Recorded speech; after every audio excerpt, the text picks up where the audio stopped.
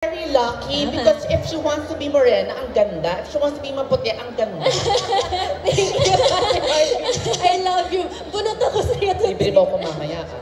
Naman. Yeah. May palibre mamaya. Hindi. Pero ako talaga, I can find a bit of myself in a lot of the beauty trends nowadays. I like a lot of them, pero hindi lahat-lahat bagay sa akin. So, I just love how I have the freedom to choose what, fits me, what makes me feel comfortable. So, minsan, kinukuha ko yung peachy-peachy ng Korean. Coralish. Pero for the eyes and for the brows, kinukuha ko yung medyo Western.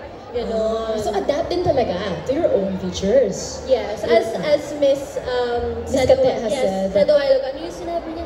Tailored. Yes. Or customized. Yun. You get to customize how you want to look. Pero nagulat kami dito, no? Isang Miss Kira Ballinger. You are mixed, right? Are you like a mix? Yes po, yes. So merong Filipino powerhouse, pero then merong international blood on the system that's working.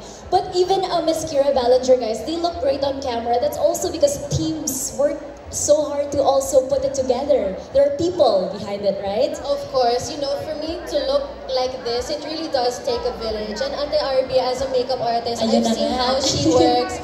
Ang galing na talaga. She really knows how to work around my features. And of course, so my makeup artist who did me today, grabe, it's a collaboration, really. And I'm super lucky to work with a team who listens to what I want, while also, trying to incorporate what's in nowadays. Oh, keep it updated. Yeah. That's quite hard to find. Actually, saktong-saktong nga we have an international global makeup artist here because every single person probably wants to know, Miss Arby, how do you look at one person and see what trend, what technique you will apply? Isn't that so hard?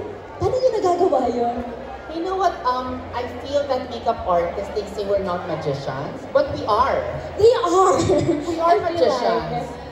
We know how to make it beautiful. We know how to alter something and to make it, to shape your face, to elongate your eyes, to make your nose taller, to make your lips thicker without surgery. Yes. Makeup can do magic, and we are magicians. And also, I can say that we are also fortune tellers. Wow!